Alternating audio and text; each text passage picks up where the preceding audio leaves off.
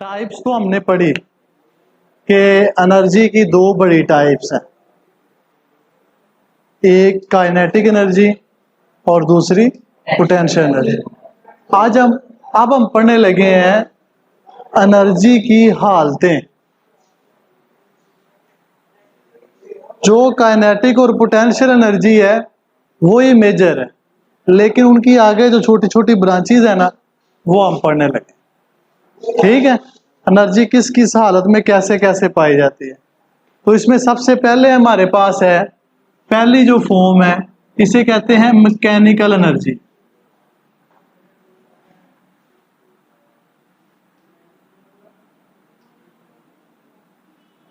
ये अब हमने चैप्टर भी एक पढ़ा है मैकेनिक्स का।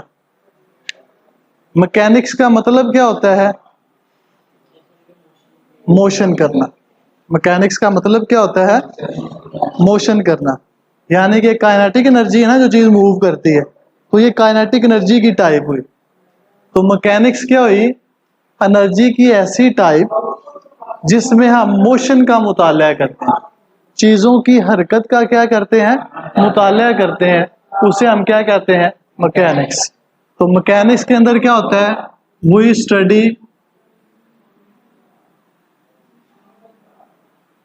Study about the motion of objects.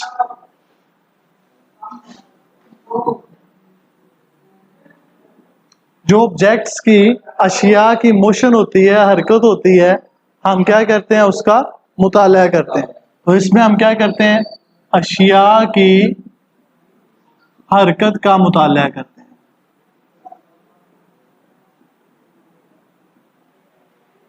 मसलन फॉर एग्जाम्पल, एक मोटरसाइकिल चल रही है, तो हम उसका मुताला दो चीजों से कर सकते हैं। नंबर एक, वो कितनी स्पीड से चल रही है।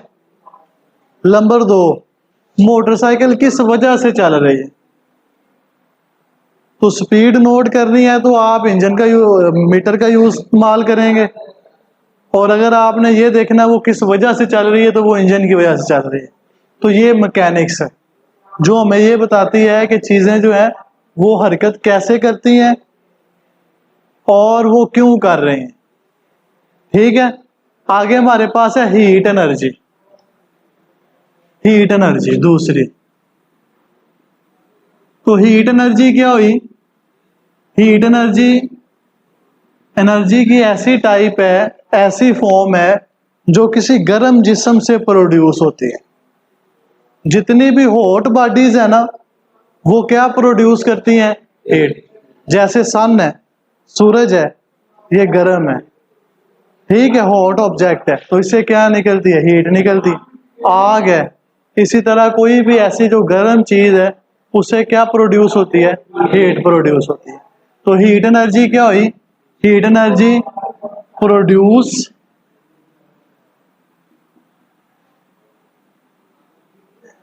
By hot bodies. तो हीट एनर्जी किससे प्रोड्यूस होती है? हॉट बॉडी से। गर्म अशिया से हीट की एनर्जी पैदा होती है, गर्म अशिया से।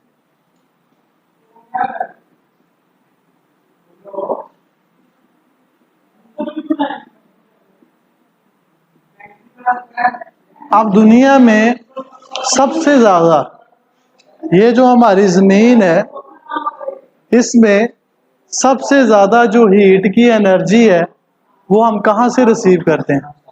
सूरज से। ठीक है, सूरज से हासिल करते हैं ना। तो सन क्या हुआ? सन क्या हुआ? ये बिगेस्ट सोर्स है।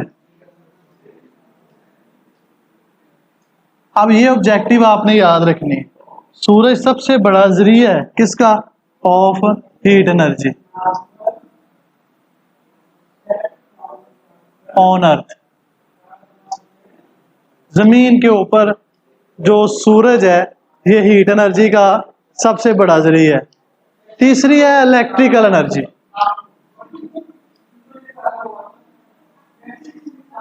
इससे तो आप वाकिफ ही हैं।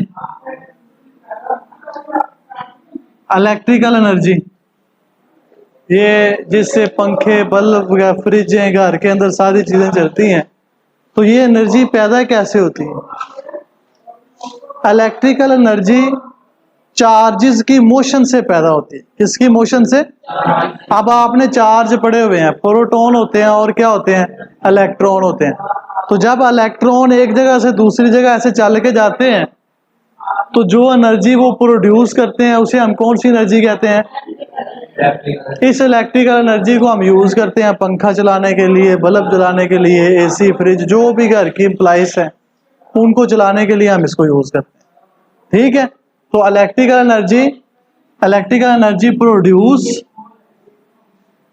एनर्जी कैसे प्रोड्यूस होती है? Due to motion of charges.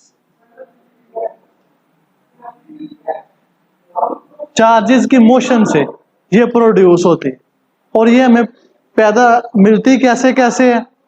Battery से मिलती है, जनरेटर से मिलती है, सेल से मिलती है, ये तो पता है ना। इसके सोर्सेज क्या हैं? तो सोर्सेज क्या हुए इसके? सोर्सेज इसके हुए बैटरी, जनरेटर,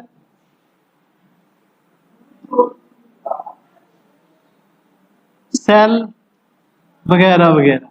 तो ये इसके सोर्सेज हो गए। ठीक है, नेक्स्ट हमारे पास टाइप है साउंड एनर्जी।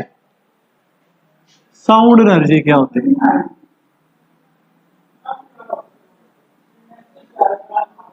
समझ आ भी रही है? नहीं समझ आ रही है ना? क्योंकि ये जो टॉपिक है ये स्मार्ट सिलेबस में शामिल नहीं है, इसीलिए मैं ये चाह रहा हूं कि हम इसके बारे में जानते हो कि ये चीज़ें क्या हैं, ताकि इन फ्यूचर आपको पता हो। तो इसीलिए थोड़ा थोड़ा हिंट बता रहा हूँ कि ये एनर्जी के जो फॉर्म्स हैं ये वाले हैं। अगर आपको कंफ्यूजन है, क्वेश्चन पूछना है फौरी तौर पे। तो साउंड एनर्जी, साउंड कैसे पैदा होती है? जब आप बोलते हैं, कभी आपने गौर किया है आवाज कैसे पैदा होती है? या जो बंदा विसल बजाता है, विसल देखी हुई है ना, देखा है आवाज कैसे पैदा होती है? साउंड हमेशा वाइब्रेशन से पैदा होती है। कैसे पैदा होती है? कोई भी चीज जब वाइब्रेट करेगी ना ऐसे ऐसे, तो उसकी वाइब्रेशन से क्या पैदा होगी? जब हम बोलते हैं तो हमारी जुबान जो है ना वो वाइब्रेट कर रही होती है। ऐसे ही है, जो बंदा विसल बजा रहा होता है उसके अंदर एक छोटा सा पत्थर होता है, वो भी वाइब्रेट करता है। जो पियानो बजाता है उसके अंदर हवा की वाइब्रेशन होती है। ठीक है, तो ये साउंड क्या है? ये कैसे प्रोड्यूस होती है? Due to vibration of body. तो energy it's produce, sound produce due to vibration of body.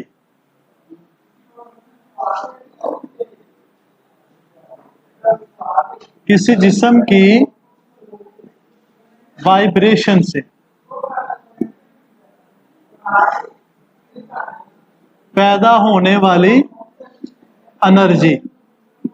तो जब कोई भी जिस्म वाइब्रेट करता है तो उससे जो एनर्जी प्रोड्यूस होती है उसे हम कहते हैं वो साउंड एनर्जी है, वो आवाज है। नेक्स्ट हमारे पास जो टाइप है वो है लाइट एनर्जी।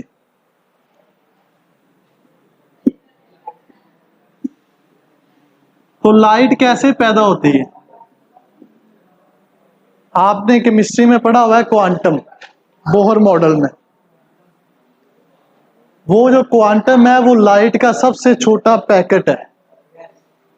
ठीक है, तो जब वो क्वांटम काफी ज्यादा इकट्ठे हो जाएं तो हमें चीजें नजर आनी शुरू हो जाती हैं।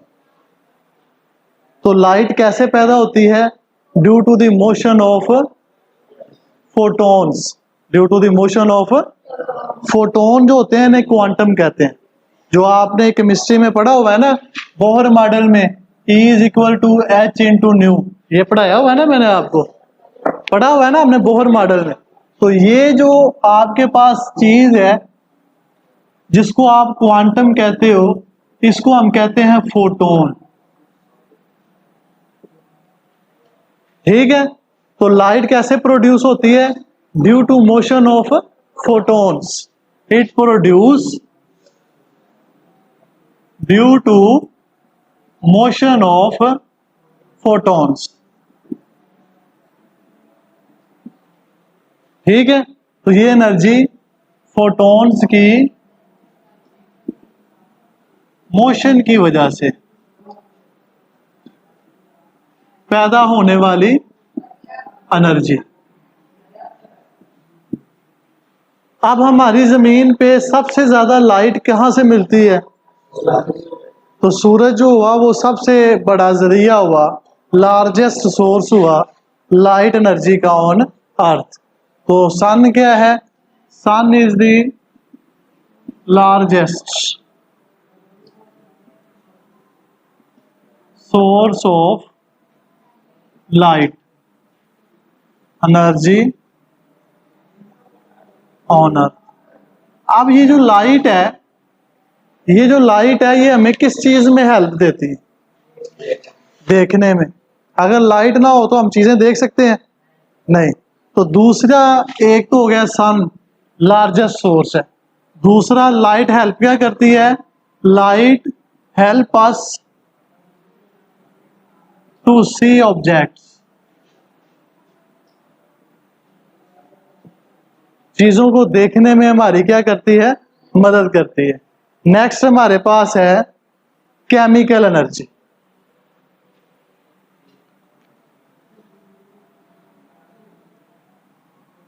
कभी आपने गौर किया है कि आप लोग जो खाना खाते हैं वो खाना कैसे डाइजेस्ट होता है? कभी इस चीज के ऊपर देखा है कि जो हम खाना खाते हैं वो डाइजेस्ट कैसे होता है, फिर वो हमारे जिस्म का हिस्सा बनता है जिससे हमारी ग्रोथ होती है। तो हमारे जिस्म के अंदर केमिकल रिएक्शन होता है। हमारे जिस्म में क्या होता है? जो खाना हम खाते हैं वो छोटे छोटे मालिक्यूल से मिलके बना है। जब हम खाना खाते हैं तो हमारा जो स्टमक है, मैदा है, वो उसको तोड़ के मालिक्यूल क्या करता है? अलग-अलग, और फिर उन मालिक्यूल्स को जैसे जैसे जरूरत होती है वैसे वैसे इस्तेमाल करता है, और जो वेस्टेज होती है वो हम बाहर निकाल देते हैं। ठीक है, समझ आ रही कि नहीं आ रही? तो ये केमिकल रिएक्शन है।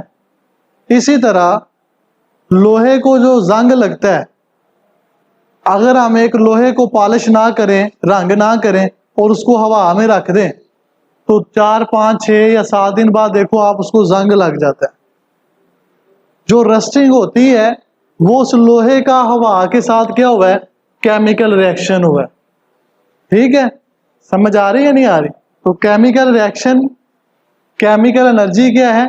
केमिकल रिएक्शन से हासिल होने वाली एनर्जी। ठीक है, energy produce due to chemical reaction.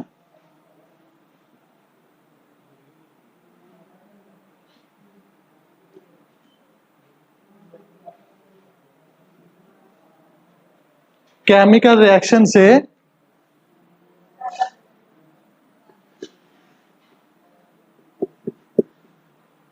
पैदा होने वाली एनर्जी। तो ये हमें कहाँ कहाँ यूज हम कर सकते हैं? केमिकल रिएक्शन की जो एनर्जी है, खाने को डाइजेस्ट करने के लिए कर सकते हैं, और इसका यूज क्या है? इलेक्ट्रिसिटी प्रोड्यूस करने के लिए यूज कर सकते हैं। और हम कहाँ कहाँ यूज करते हैं? पेंट बनते हैं जो, ठीक है, पौधे सूरज की रोशनी में केमिकल रिएक्शन करके अपना खाना तैयार करते हैं, फल तैयार करते हैं, सब्जियां तैयार होती हैं। तो ये सारे के सारे क्या हो रहे हैं? केमिकल रिएक्शंस हो रहे हैं जिनसे एनर्जी मिलती है। तो जो पौधे में केमिकल रिएक्शन से एनर्जी है वो फल बन गया या सब्जी बन गई, या उसने अपनी प्रोडक्शन के लिए, अपनी ग्रोथ के लिए उसको यूज किया।